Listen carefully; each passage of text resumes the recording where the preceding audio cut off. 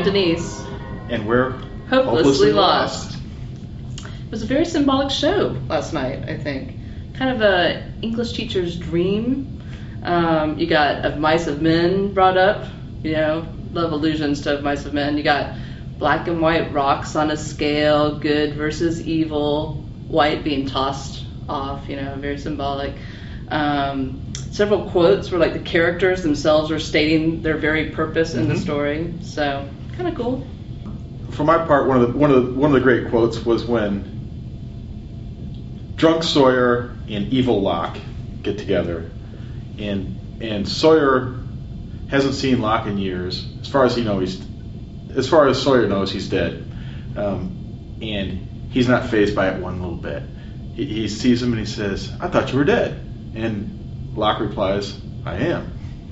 Another great one is when the Locke who is actually dead, they're burying him, and Ben says, "Well, he's a much better man than I'll ever be, and I'm sorry I murdered him." Dun dun dun. Everybody's a little bit shocked by that, and my favorite response to that is Frank, the pilot, says, "This is the weirdest damn funeral I've ever been to." We find out in the LA timeline that Locke still has a girlfriend, and they are still getting married.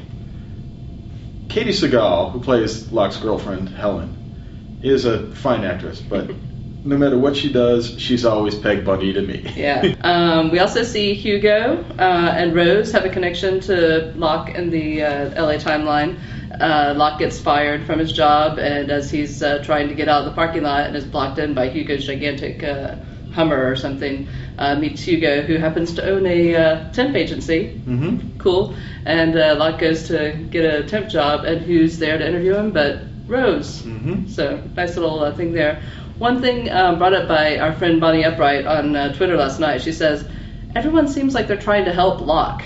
You know, does that mean something? Because you got Jack, Hurley, Rose, his girlfriend, you know, they're all trying to help. What does that mean? Questions raised. Who is this creepy little blonde kid that shows up and Locke can see him, but Sawyer can too? Is this young Jacob?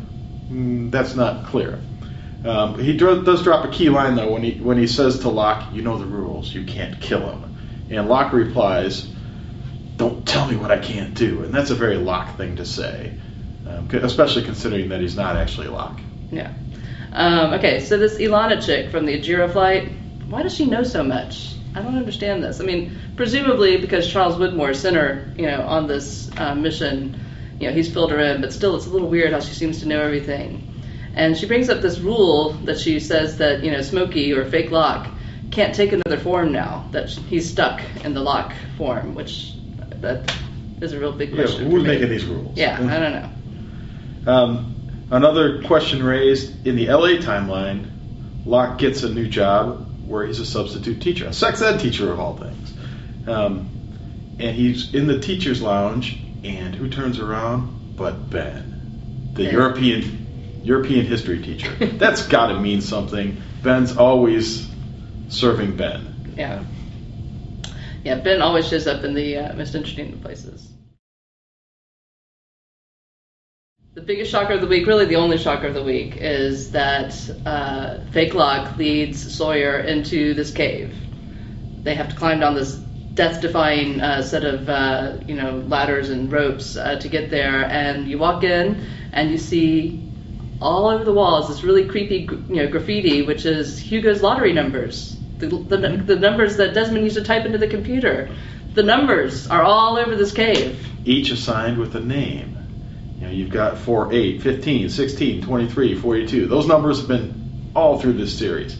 And each number is written on the ceiling with a name of one of the people that we know.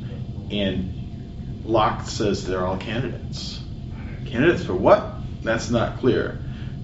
He does cross off his own name, though, because he's no longer a candidate, presumably, because he's dead. Yeah. And we also find out that maybe the fake lock can't kill these other candidates. Which would be really useful information if you're one of those people. Definitely. The other thing is we find out that fake lock is recruiting. I mean, he basically, recruits Sawyer, and what does that mean? Is the reason what, to get him off the island? Right, because he's trying to get off the island, and that's what it all boils. This whole episode boils down to the last scene where Sawyer's given three choices. He can do nothing. He can become the protector of the island, or he can help Locke or Smokey or whatever he is get off the island.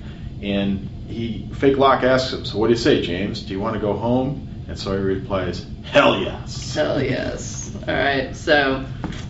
And that about does it for this week. That does. Remember, follow Jack Axe on Twitter or become a fan of Jack Jacksonville on Facebook. Until then. We're hopelessly lost. That we are.